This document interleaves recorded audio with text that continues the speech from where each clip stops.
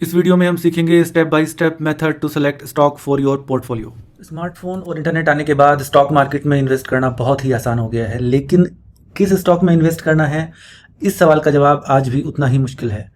और जब इंटरनेट पर पहले से ही इतने अच्छे अच्छे स्टॉक सजेशंस अवेलेबल हैं, तो हमें ये स्टेप बाय स्टेप मेथड आखिर सीखने की ज़रूरत ही क्या है।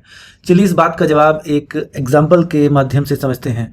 जैसे हम रोड की डायरेक्शन में चलते हुए अपने डेस्टिनेशन पर पहुंच जाते हैं, ठीक उसी तरीके से समुद्र में भी शिप्स के लिए रूट बने होते हैं जिस पर चलकर शिप्स अपने डेस्टिनेशन पर सही सलामत पहुंचते हैं। एरोप्लेन का भी एक फिक्स रूट होता है।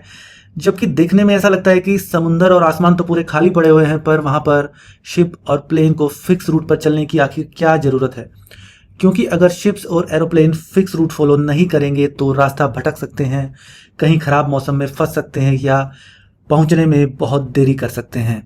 ठीक वैसे ही इंटरनेट भी एक समुंदर है जहां पर इतनी इंफॉर्मेशन अवेलेबल है जिसका आप अंदाज़ा भी नहीं लगा सकते। क्योंकि जो भी यहाँ नया इन्वेस्टर आता है वो जानकारी ना होने के कारण गलत स्टॉक में फंस सकता है और रास्ता भटक सकता है। और शायद यही कारण है कि जितने भी नए इन्वेस्टर मार्केट में आते हैं और स्टॉक मार्केट से इंटरनेट से स्टॉक मार्केट के स्टॉक का सजेशन लेते हैं, वो लोग अपना पैसा डुबा देते हैं।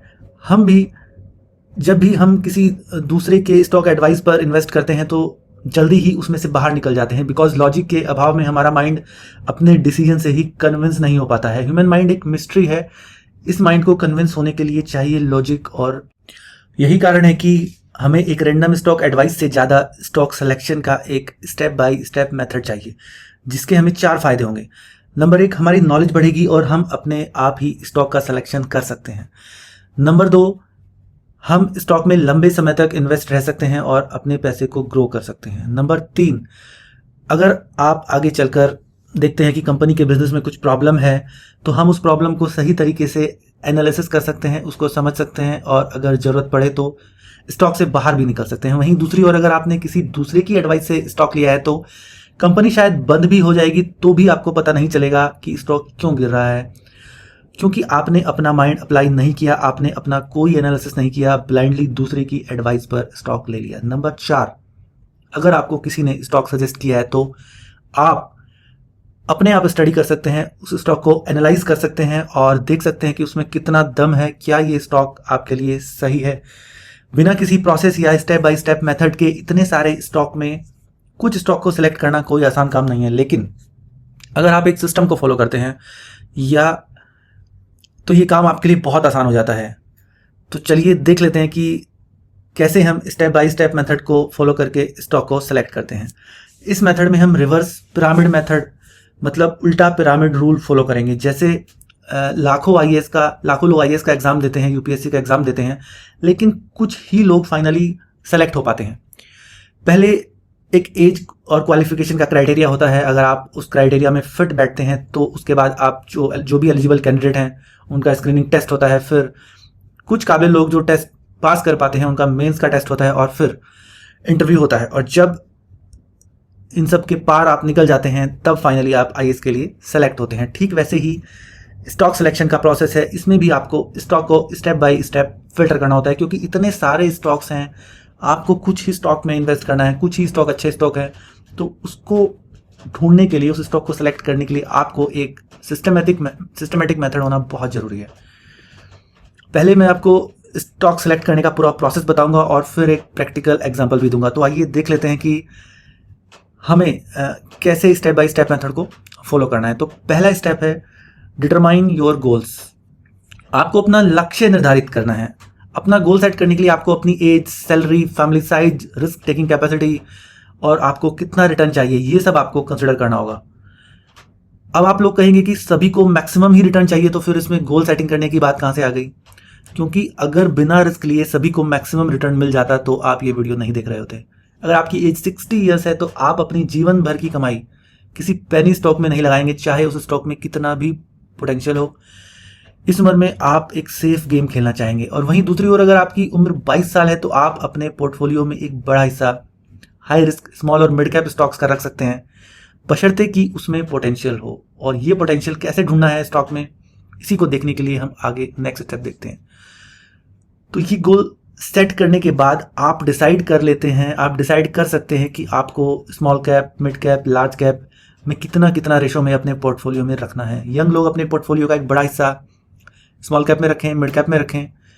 वहीं अगर आपकी एज 50-60 साल से ज़्यादा है तो आपको लार्ज कैप और ब्लू चिप स्टॉक में ही इन्वेस्ट करना चाहिए। इस तरीके से आपका इनकम गोल, आपकी रिस्क टेकिंग कैपेसिटी, उसके हिसाब से आप स्टॉक का सिलेक्शन करते हैं। Stock is a game of probability, ये संभावनाओं का गेम है। आपको सभी टाइप के रिस्क को ध्यान में रखना है और इनको ध्यान में रखते हुए आपको अपने पोर्टफोलियो में रिटर्न को मैक्सिमाइज करना है। तो चलिए, ये तो बात हुई एक ब्रॉड कैटेगरी सिलेक्शन की। दूसरे स्टॉक में हम देखेंगे कि दूसरे स्टेप में हम देखेंगे कि उसके बाद क्या करना है। तो सेकंड स्टेप में आपको देखना है कि गवर्नमेंट पॉलिसीज़ का फोकस किस इंडस्ट्रीज़ पर है, क्योंकि इंडस्ट्रीज़ के बिना इकोनॉमिक ग्रोथ पॉसिबल नहीं है और कौन सी इंडस्ट्री के प्रोडक्ट और सर्विस की डिमांड बहुत ज़्यादा है, ये आपको देखना है। और ये सब देखने के लिए आपको बस थोड़ी सी कॉमन सेंस का यूज़ करना है। जैसे आजकल आप देख सकते हैं कि कोविड के बाद इंफॉर्मेशन टेक्नोलॉजी कंपनीज में बहुत डिमांड बढ़ गई है, उनकी सर्विसेज की डिमांड बहुत बढ़ गई है और लगभग सभी बिजनेस ऑनलाइन प्रेजेंस शो करने के लिए काफ़ी पैसे खर्च कर रहे हैं। तो इस वजह से उनको आईटी सर्विसेज, आईटी कंपनीज की सर्विसेज लेनी पड़ रही हैं। चाहे वो कोई भी इंडस्ट्री हो, सभी को आईटी सर्विसेज चाहिए। अगले 10 साल आईटी सर्विसेज की ग्रोथ को कोई नहीं रोक सकता। यहाँ आपको इकोनॉमिस्ट नहीं बनना है, आपको सिर्फ कॉमन सेंस का यूज़ करना है। और अगर आप कोई दूसरा सेक्टर चूज़ करते हैं तो उसमें भी इतना डरने की कोई बात नहीं, क्योंकि ऐसा नहीं है कि सिर्फ एक ही सेक्टर परफॉर्म करेगा, कुछ और भी सेक्टर परफॉर्म करेंगे। हाँ, कोई सेक्टर नंबर 1 रह सकता है, कोई नंबर 2 रह सकता है। तो मैं आपको फिर से बता दूं कि मैं आपको आगे एक प्रैक्टिकल एग्जांपल भी दूंगा जिससे आप पूरा प्रोसेस सही तरीके से समझ सकते हैं। स्टेप 3, इस पूरे प्रोसेस में ये स्टेप ऐसे है जैसे कि जॉब के लिए इंटरव्यू लेने से पहले कुछ कैंडिडेट को 12th और ग्रेजुएशन के मार्क्स के बेसिस पर शॉर्टलिस्ट किया जाता है, लेकिन फाइनल सिलेक्शन इंटरव्यू के बाद ही होता है, जो कि हमारा फाइनल स्टेप होगा। सो थर्ड स्टेप में हम कुछ क्राइटेरिया सेट करेंगे और उस क्राइटेरिया के बेसिस पर स्टॉक को फिल्टर करेंगे। इसके लिए हमने स्क्रीनर्स का यूज़ करना है। तो यहाँ कोई भी स्क्रीनर आप यूज़ कर सकते हैं, जैसे टिकरटेप, स्टॉक एज, ट्रेडिंग व्यू। इसमें सभी स्क्रीनर का बेसिक वर्जन फ्री है और एक बहुत छोटे से अमाउंट से आप प्रीमियम वर्जन भी ले सकते हैं। और अगर आप माइक्रोसॉफ्ट एक्सेल या गूगल शीट पर काम करना जानते हैं तो आप उसकी हेल्प से भी स्टॉक फिल्टर कर सकते हैं। एक्सेल शीट वाला मेथड मेरा फेवरेट है, लेकिन आज इस वीडियो में मैं सिर्फ स्क्रीनर ही यूज़ करूँगा। और अगर आप एक्सेल शीट वाली एक डिटेल वीडियो देखना चाहते हैं तो वो जल्दी आएगी। उसमें मैं एक्सेल शीट वाला मेथड फॉलो करके पूरा एनालिसिस करूँगा, उसके बारे में वीडियो जल्दी आएगी। और इस स्टेप का सबसे इंपॉर्टेंट पार्ट है वो है फंडामेंटल्स की नॉलेज। इसमें आप कुछ बेसिक फंडामेंटल से स्टार्ट करके एडवांस लेवल तक जा सकते हैं।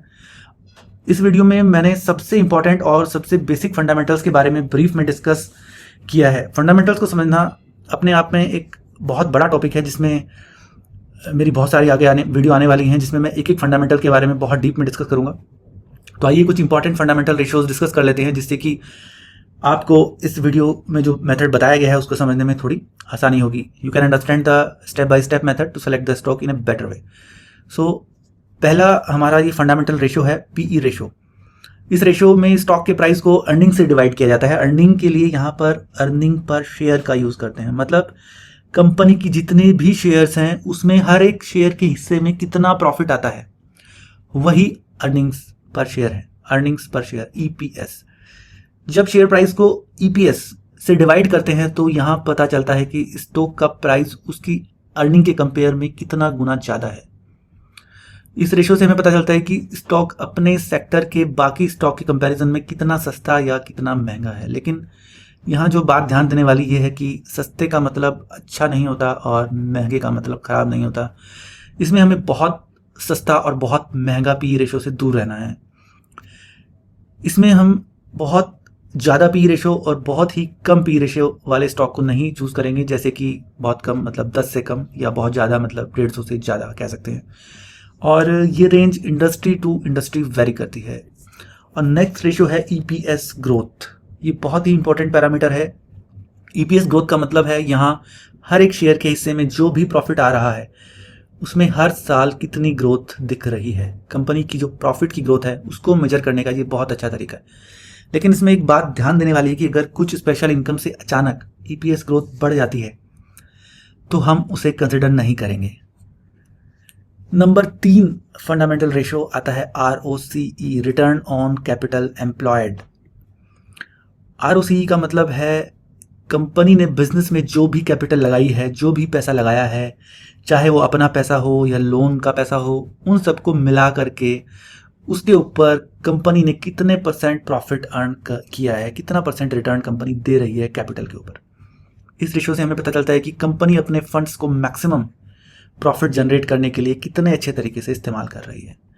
और अगला रेशो है हमारा एबिडा मार्जिन। इससे कंपनी की प्रॉफिटेबिलिटी पता चलती है कि कंपनी कितने रेवेन्यू, कितने सेल्स के ऊपर कितना प्रॉफिट जनरेट करती है। जब भी आप देखिए कोई बिजनेस करते हैं तो उसमें एक बहुत ही इंपॉर्टेंट क्वेश्चन होता है कि कितना प्रॉफिट मार्जिन है, मतलब 100 का माल कितने में बिक जाता है। 100 का माल 150 में बिक जाएगा, मतलब 50% का मार्जिन है। ये सब रेशो स्टॉक को कंपेयर करने के लिए हैं। इसमें ये कहना बहुत ही मुश्किल है कि रेशो की वैल्यू कितनी होनी चाहिए, या स्पेसिफाई करना बहुत मुश्किल है, क्योंकि इसमें इंडस्ट्री टू इंडस्ट्री भी ये रेशोज वेरी करते हैं। जैसे कि मैंने पहले ही आपको बताया कि फंडामेंटल एनालिसिस और फाइनेंशियल रेशो एक बहुत बड़ा फील्ड है। यहाँ मैंने आपको इस वीडियो में सिर्फ कुछ ही रेशोज डिस्कस किए हैं, जिससे कि आप इस वीडियो में जो मेथड बताया गया है उसको आप अच्छे से समझ के अप्लाई कर सकें। लेकिन इसका मतलब ये नहीं है कि ये रेशोज किसी काम के नहीं हैं। ये रेशो बहुत इंपॉर्टेंट रेशो हैं और इन रेशो का यूज़ करके भी आप एक अच्छा स्टॉक सेलेक्ट कर सकते हैं। तो पहले 3 स्टेप पूरे करने के बाद हम चौथे और फाइनल स्टेप की तरफ चलते हैं।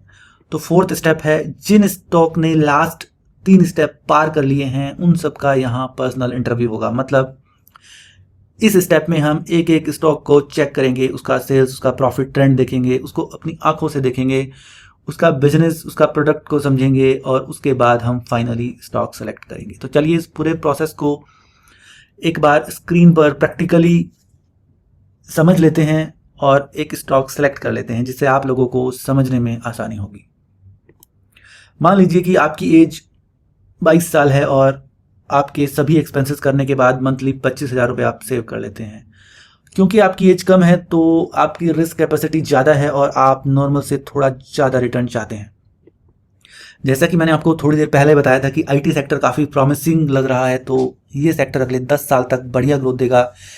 तो हम स्टॉक का सिलेक्शन आईटी सेक्टर से करेंगे, और क्योंकि आपको चाहिए थोड़ा एवरेज से ज़्यादा रिटर्न, इसलिए हम सेलेक्ट करेंगे small and mid cap stock. तो चलिए देखते हैं कंप्यूटर स्क्रीन पर। सो फ्रेंड्स, मैं हूं अपनी कंप्यूटर स्क्रीन पर। तो हमने डिसाइड किया था कि हम आईटी सेक्टर का स्टॉक सेलेक्ट करेंगे और स्मॉल और मिड कैप कैटेगरी में से स्टॉक का सिलेक्शन करेंगे। तो चलिए देखिए, फिल्टर अप्लाई करते हैं। यहाँ पर जो भी अभी हमने रेशियोज़ को सीखा है, फंडामेंटल रेशियोज़ को, उनके बेसिस पर ही हम यहाँ पर एक फिल्टर अप्लाई करते हैं। और देखिए, हमने सिर्फ कुछ ही रेशियोज़ को यहाँ पर सीखा है और सिर्फ उन रेशियोज़ का यूज़ करके भी आप एक अच्छे स्टॉक का सिलेक्शन कर सकते हैं। तो आप सोचिए कि अगर आप और भी रेशियोज़ को सीख लें और भी फंडामेंटल एनालिसिस को सीख लें, उसकी स्टडी करें, उसको समझें, तो आप कितना एक्यूरेटली एक अच्छे स्टॉक को सेलेक्ट कर सकते हैं। ये तो जस्ट एक शुरुआत है। तो चलिए देखते हैं। मैं यहाँ पर इंफॉर्मेशन टेक्नोलॉजी सेलेक्ट कर लेता हूँ और उसके बाद जो रेशियोज़ मैंने यहाँ पर सीखे हैं उनको यहाँ पर मैं ऐड करूँगा। तो पहले मैं मिड कैप और स्मॉल कैप में हमने स्टॉक का सिलेक्शन करना है। तो यहाँ पर मैंने मिड कैप सेलेक्ट किया है, लेकिन मुझे स्मॉल कैप भी चाहिए। तो मैं यहाँ पर एक वैल्यू डाल देता हूँ, 0 या 500 डाल देता हूँ, क्योंकि मैं बहुत छोटी कंपनी को यहाँ पर नहीं लेना चाहता हूँ। तो अभी ये यहाँ पर वैल्यू डालने से स्मॉल और मिड कैप दोनों कैटेगरी यहाँ पर कवर हो गई हैं। चलिए उसके बाद जो रेशियोज़ मैंने सीखे थे वो यहाँ पर मैं डाल देता हूँ, PE रेशो। उसके बाद मैंने सीखा था EPS ग्रोथ। तो यहाँ पर मैं 1 ईयर 5 ईयर दोनों सेलेक्ट कर लेता हूँ। देखते हैं उसके बेस पर क्या रिजल्ट निकल के आता है, वो हम बाद में डिसाइड करेंगे। उसके बाद एबिटा मार्जिन और एक हमने सीखा था ROCE, return on capital employed. तो यहाँ पर देखिए मेरे पास ये रेशियोज़ यहाँ पर सब आ गए हैं। तो मैं यहाँ पर एक रेंज सेलेक्ट कर लेता हूँ जिससे कि ख़राब स्टॉक बाहर निकल जाए। तो मैं यहाँ पर PE रेशियो को 10 डाल देता हूँ एटलीस्ट। जैसे कि मैंने आपको बताया था कि 10 से ऊपर रखने से फ़ायदा ये है कि जो बहुत कम PE वाले स्टॉक है वो बाहर निकल जाएंगे, क्योंकि मुझे उतना कम PE नहीं चाहिए। बिकॉज मुझे ऐसा लगता है कि इतने कम PE रेशो के स्टॉक में कुछ प्रॉब्लम हो सकती है, क्योंकि लोग उसमें इंटरेस्टेड नहीं है, उसको मार्केट वैल्यूएशन नहीं दे रहा है। तो यहाँ पर 1 ईयर का EPS मैं 20 डाल देता हूँ। देखिए ये कोई हार्ड एंड फास्ट क्राइटेरिया नहीं है, क्योंकि मैं जस्ट स्टॉक को फिल्टर करने के लिए डाल रहा हूँ। अभी मैंने स्टॉक को सेलेक्ट नहीं किया है, तो मैं यहाँ पर 20 डाल देता हूँ। 5 ईयर EPS ग्रोथ में भी मैं 20 डाल देता हूँ। यहाँ पर मैं 15 डाल देता हूँ। चलिए 5 ईयर में EBITDA मार्जिन में मैं यहाँ पर 20 डाल देता हूँ। और ROC एटलीस्ट मुझे चाहिए ज़्यादा, लेकिन मैं कम से कम यहाँ पर 20 तो डाल ही देता हूँ। तो आपके सामने निकल करके आते हैं ये 5 स्टॉक। ठीक है, ROC, EBITDA मार्जिन, चलिए मैं मार्जिन को थोड़ा सा और कम करने की कोशिश, चलिए मैं मार्जिन ठीक है 20 रखते हैं। और यहाँ पर EPS मैंने सब डाल दिया है। 5 ईयर की EPS ग्रोथ को मैं थोड़ा सा और कम कर देता हूँ, क्योंकि 5 ईयर एक लंबा पीरियड है, तो मैं एक्सपेक्ट करूँगा कि 5 साल में कम भी है तो, लेकिन मैं सारे स्टॉक आसपास के देखना चाहूँगा। चलिए ये मेरे सामने 8 स्टॉक निकल करके आए हैं और मैं इन स्टॉक को अब 1 बाय 1 चेक करूँगा। देखिए एटलीस्ट फिल्टर अप्लाई करने से आपको ये बेनिफिट हो गया कि एक पैरामीटर के अकॉर्डिंग कुछ स्टॉक आपके सामने आ गए हैं और अब आप उनमें से सिलेक्शन कर सकते हैं। तो अब आपको जो स्टॉक को 1 बाय 1 चेक करना है, जिसका इंटरव्यू आपको लेना है, जिसमें आपको इन्वेस्टिगेशन करना है, वो स्टॉक ही आपके सामने है। तो आप देख सकते हैं इसमें PE रेशो, 1 ईयर की EPS ग्रोथ देखिए 43, 57, 25, 29, 137। देखिए एक्सेप्शनली हाई EPS ग्रोथ है। जरूरी नहीं है कि स्टॉक बहुत अच्छा हो, जब हम इसको देखेंगे तभी पता चलेगा। कई बार क्या होता है कि कोई एक्सेप्शनल इनकम आने से EPS ग्रोथ 1 ईयर में बढ़ जाती है, लेकिन देखिए 5 ईयर में इसका 34 ही है। 5 ईयर में देखिए यहाँ पर तनला देखिए, यहाँ पे 1 ईयर में भी 57 है और 5 ईयर में 58, यानी कि बराबर है लगभग। यहाँ पर आप देखिए न्यूजेन 29 और 21 लगभग बराबर है, यानी कि 5 ईयर का जो एवरेज है और लास्ट 1 ईयर का जो EPS ग्रोथ है लगभग बराबर है। तो ये एक अच्छी बात है। EBITDA मार्जिन यहाँ पर देखिए, EBITDA मार्जिन सबका लगभग 20 से 30 की रेंज में है। तो आपको ये रेशोज़ देखने से एक ये भी अंदाज़ा होता है कि ये जो रेशोज़ हैं, मार्जिन है, ROC ये किस रेंज में होनी चाहिए और किस रेंज की ROC या EBITDA मार्जिन अच्छे होते हैं।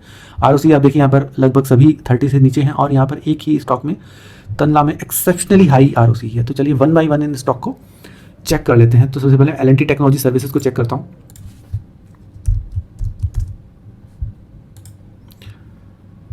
देखिए ये मैं इस स्क्रीन पर आ गया हूँ। तो यहाँ पर इस कंपनी के बारे में बहुत कुछ इन्फॉर्मेशन दी हुई है। तो इस वीडियो का पर्पज़ कोई स्टॉक का एनालिसिस करना नहीं है, जस्ट आपको एक प्रोसेस के बारे में समझाने का है। तो इसलिए मैं बहुत ज़्यादा डिटेल में नहीं जाऊँगा स्टॉक की, सिर्फ आपको एक ब्रॉडली स्टॉक पे हम नज़र मारते हैं। तो यहाँ पर आप देख सकते हैं कि स्क्रीन पर बहुत सारी इन्फॉर्मेशन दी हुई है, कंपनी क्या करती है उसके बारे में दिया हुआ है और कंपनी का चार्ट दिया हुआ है सामने। कंपनी ने 10 साल में किस तरीके से परफॉर्म किया है, चार्ट में प्रोस एंड कॉन्स दिए हुए हैं कंपनी के, इसका बाकी जो पीयर्स हैं उनसे कंपैरिजन दिया हुआ है, क्वार्टरली फिगर्स दी हुई हैं। और लेकिन मेरा यहाँ पर जो देखना है एनुअल फिगर्स देखनी है, सेल्स और प्रॉफिट की और EPS ग्रोथ की। तो यहाँ पर देखिए सेल्स करीब 2015 में 2600 से स्टार्ट करके आज 2022 में 6500 तक पहुँच गई है और लगातार सेल्स एक कंसिस्टेंटली ग्रो कर रही है। और नेट प्रॉफिट भी जिस तरह से सेल बढ़ रही है उसी तरीके से नेट प्रॉफिट भी लगातार यहाँ पर बढ़ रहा है और 2022 में 957 करोड़ का प्रॉफिट है। और EPS भी देखिए, अर्निंग पर शेयर भी यहाँ पर कंसिस्टेंटली बढ़ रहा है। तो एक अच्छी ओपिनियन बन के आ रही है इस स्टॉक के बारे में कि अच्छे फाइनेंशियल्स हैं, लगातार कंसिस्टेंट ग्रोथ दे रहा है और कोई भी किसी भी तरीके से रुकने का नाम नहीं ले रहा है। तो अब अगला स्टॉक देख लेते हैं यहाँ पर तनला के बारे में आपने काफ़ी सुना होगा न्यूज़ में, बहुत ज़्यादा रिटर्न दिया है रिसेंट टाइम में, तो इसलिए थोड़ा सा स्टॉक से मुझे डर लगता है। अदरवाइज़ फाइनेंशियल बहुत अच्छे हैं और पॉजिटिव पॉइंट्स बहुत हैं, सेल्स की ग्रोथ बहुत ज़बरदस्त है। देखिए करीब पहले तो इसने करीब 2017 तक तो कुछ खास परफॉर्मेंस नहीं दी, करीब 2018 तक, लेकिन 19-20 के बाद देखिए इसने किस तरीके से रफ्तार पकड़ी है। इसकी रेवेन्यू देखिए, क्योंकि यहाँ पर डिजिटल बूम आया इंडिया में और जियो के आने के बाद और इंटरनेट, ये कोविड के बाद ये इंटरनेट का बूम आया है, सारे बिजनेस ऑनलाइन आ गए हैं। तो ये एक इंटरनेट टेक्नोलॉजी कंपनी है, तो इसको उससे बहुत बेनिफिट मिला है। ये जनरली जो ई-कॉमर्स वेबसाइट्स हैं, ई-कॉमर्स सर्विस प्रोवाइड करती हैं, जो फाइनेंशियल सर्विस प्रोवाइड करती हैं जो कंपनी, उसमें देखिए आप कई बार कुरियर ट्रैक कर लेते हैं या कोई SMS आता है आपको कोई ट्रांजैक्शन सक्सेसफुल होने के बाद, तो उससे रिलेटेड फैसिलिटी ये कंपनीज को देती है, उससे रिलेटेड टेक्नोलॉजी प्रोवाइड करती है। इसमें देखिए यहाँ पर प्रॉफिट ने भी बहुत ज़बरदस्त ग्रोथ दिखाई है पिछले 3 सालों में। उससे पहले इतनी ज़्यादा ग्रोथ नहीं थी, उससे पहले तो लॉस में थी कंपनी, 2015 तक 14 तक तो लॉस में थी। लेकिन आप ये चीज़ देख सकते हैं कि यहाँ पर जैसे रेवेन्यू में जो ग्रोथ है वो ग्रोथ यहाँ पर हमें प्रॉफिट में नहीं दिखाई दे रही है, कह सकते हैं थोड़ा सा। नेट प्रॉफिट अच्छा ग्रो कर रहा है, EPS भी प्लस में आ गया है। पहले तो EPS माइनस में होता था, उसके बाद ना के बराबर था, लेकिन अब EPS भी अच्छा प्लस में आ गया है। कंपनी अच्छी है, रिजल्ट अच्छे दे रही है, लेकिन L&T टेक्नोलॉजी सर्विस थोड़ा मुझे यहाँ पर बेटर लगा। चलिए मिस्टेक को देख लेते हैं। सीधा मैं चलता हूँ फाइनेंशियल पर, क्योंकि मैं स्टॉक में बहुत ज़्यादा डिटेल में नहीं जाना चाहूँगा इस स्टॉक में, इस वीडियो में। तो यहाँ पर देखिए एनुअल रिजल्ट पर आ गए हैं। देखिए कंसिस्टेंट रिजल्ट दे रही है, लेकिन उतना शार्प ग्रोथ नहीं है कंपनी में जितना शार्प L&T सर्विसेज में था। ग्रोथ अच्छी है, प्रॉफिट में भी अच्छी ग्रोथ है, अर्निंग पर शेयर में भी अच्छी ग्रोथ है। ये देखिए यहाँ पर देखिए अर्निंग पर शेयर लगातार बढ़ रहा है, तो ठीक है, अच्छी कंपनी है, अच्छा रिजल्ट दे रही है, लेकिन L&T से थोड़ा सा पीछे लग रही है मुझे। चलिए अब CMS के बारे में देख लेते हैं। देखिए CMS कंपनी छोटी सी कंपनी है, कैश मैनेजमेंट से रिलेटेड काम करती है, एक्चुअली प्रॉपर IT कंपनी नहीं है। चलिए इसको भी देख लेते हैं, इसके फाइनेंशियल। देखिए फाइनेंशियल में ग्रोथ पहले तो नहीं थी, लेकिन अभी 1-2 साल से थोड़ा सा उछाल आया है। बहुत ज़्यादा इंप्रेसिव फाइनेंशियल नहीं है, आप एक्स्ट्रा ऑर्डिनरी नहीं बोल सकते हैं, एवरेज फाइनेंशियल हैं, तो मेरी तरफ से इसको मैं अभी क्रॉस कर रहा हूँ। अब मैं आता हूँ न्यूजेन सॉफ्टवेयर पर। न्यूजेन सॉफ्टवेयर देख लेते हैं। न्यूजेन सॉफ्टवेयर भी एक बहुत छोटी कंपनी है, 2900 की मार्केट कैप है, और यहाँ पर फाइनेंशियल्स पर आ जाते हैं। देखिए बहुत ज़्यादा कंपनी ने कुछ उखाड़ा नहीं है पिछले 10 साल में, 11 साल में।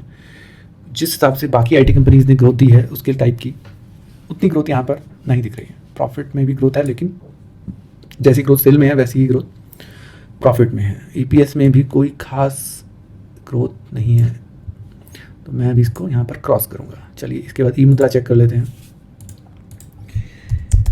ई-मुद्रा छोटी सी कंपनी है। EMudhra is a licensed certifying authority involve in issuing digital signature certificate. देखिए आपने देखा होगा जो डिजिटल सिग्नेचर यूज़ होते हैं, जो भी फाइनेंशियल फील्ड में काम करते हैं, जो बैलेंस शीट फाइल करते हैं, आपने उनको देखा होगा, जो चार्टर्ड अकाउंटेंट्स वगैरह यूज़ करते हैं, उस टेक्नोलॉजी में ये कंपनी एंगेज्ड है। और इसमें इसकी बहुत ज़्यादा पुरानी कंपनी नहीं है, और ग्रोथ भी कुछ खास नहीं है, और प्रॉफिट में भी कुछ खास सुधार नहीं दिख रहा है, तो मेरी तरफ से इसको मैं अभी क्रॉस करूँगा। देखिए कई बार क्या होता है, हम जब फिल्टर लगाते हैं तो हम सारे पैरामीटर्स ठीक डालते हैं, लेकिन जब एक्चुअल में कंपनी को देखते हैं तो वो उतनी अच्छी निकल करके नहीं आती है। देखिए फिल्टर लगाने का और मैनुअली उसके बाद मैनुअली 1 by 1 स्टॉक को चेक करने का यही पर्पज़ है। कई बार क्या होता है, रेशो एक रोबोटिक तरीके से काम करते हैं। अगर किसी कंपनी की सेल 1 रुपया से 2 रुपया हो जाती है तो वहाँ भी 100% की ग्रोथ हो गई, जबकि सेल ना के बराबर है। तो उस टाइप की चीज़ों को ये फिल्टर वाला सिस्टम आपका कभी डिटेक्ट नहीं करेगा। वो आपको मैनुअली ही चेक करना पड़ेगा कि कंपनी कैसा परफॉर्म कर रही है, और वो उसके लिए आपको कोई बहुत बड़ा इकोनॉमिस्ट होने की जरूरत नहीं है। आप जस्ट एक कंपनी के फाइनेंशियल्स पर नज़र मारेंगे तो आपको उसका आइडिया लग जाएगा कि कंपनी कैसा परफॉर्म कर रही है। उसके अलावा आपको अगर डिटेल में जितना ज़्यादा नॉलेज ले सकते हैं कंपनी के बारे में लेनी चाहिए, लेकिन उसको एक मोटा मोटा देखने के लिए आपको बहुत ज़्यादा एक्सपर्ट होने की ज़रूरत नहीं है। तो चलिए नेल्को को देख लेते हैं, नेल्को क्या कर रही है। नेल्को भी एक बहुत छोटी कंपनी है, engaged in the business network system and automation control. इसके बारे में भी बहुत ज़्यादा डिटेल्स भी नहीं दी हुई है कंपनी के बारे में, तो मुझे लगता है कंपनी में कुछ खास दम नहीं है। और यहाँ पर देखिए सेल्स में भी कुछ भी इम्प्रूवमेंट नहीं है। पिछले 12 साल से कंपनी लगभग फ्लैट परफॉर्म कर रही है। EPS भी फ्लैट परफॉर्म कर रहा है, प्रॉफिट में भी कुछ खास ग्रोथ नहीं है, तो मैं इसको अभी क्रॉस करता हूँ। उसके बाद में ऑरिन प्रो को देख लेते हैं। चलिए ऑरिन प्रो के चलते हैं सीधा फाइनेंशियल पर। छोटी कंपनी है, कुछ खास ग्रोथ मुझे नहीं दिखाई दे रही, आपको भी शायद नहीं दिखाई दे रही होगी, तो मैं इसको क्रॉस करता हूँ। तो अभी तक जितने भी आपने फाइनेंशियल देखे उनमें सबसे अच्छे आपको फाइनेंशियल L&T के लगे होंगे, उसके बाद आपको तनला और मिस्टेक के भी फाइनेंशियल ठीक लगे होंगे। तो इससे देखिए हमने 1 by 1 मैनुअली स्टॉक को चेक किया और हमें यहाँ पर 3 स्टॉक पता चल गए हैं। देखिए इतने सारे फाइनेंशियल पैरामीटर्स हैं, इतने सारे फंडामेंटल एनालिसिस के पैरामीटर्स हैं, जिसको आप यूज़ करके डिफरेंट टाइप के स्टॉक आप यहाँ पर फाइंड आउट कर सकते हो। देखिए ये तो हमने सिर्फ यहाँ पर 4 रेशोज़ का यूज़ करके 2 ठीक ठाक स्टॉक यहाँ पर हमने निकाल लिए हैं। और अगर आप देखिए और ज़्यादा इसमें सीखते हैं, इस फील्ड में और ज़्यादा फंडामेंटल एनालिसिस को सीखने की कोशिश करते हैं, कैसे इन रेशोज़ का यूज़ किया जाता है, ये रेशोज़ कहाँ से निकल करके आते हैं, कैसे बनते हैं, अगर आप उसमें थोड़ा सा सीखेंगे तो शायद आप और भी ज़्यादा बेटर स्टॉक और भी ज़्यादा एक्यूरेट फाइंडिंग्स कर पाएंगे। तो मेरी बेस्ट विशेष आपके साथ हैं, लर्निंग्स करिए, अर्निंग्स करिए। तो चलिए अब नॉर्मल स्क्रीन पर चलते हैं। तो ये एक ब्रीफ वीडियो था जिसमें हमने सारे स्टेप्स को ब्रीफ में कवर किया है, और आगे आने वाली वीडियोस में मैं एक स्टेप को बहुत डिटेल में डिस्कस करने वाला हूं, जिससे आप लोग अपने लिए सही स्टॉक्स का सिलेक्शन कर सकते हैं। तो आज के लिए बस इतना ही। धन्यवाद। Thank you for watching this video.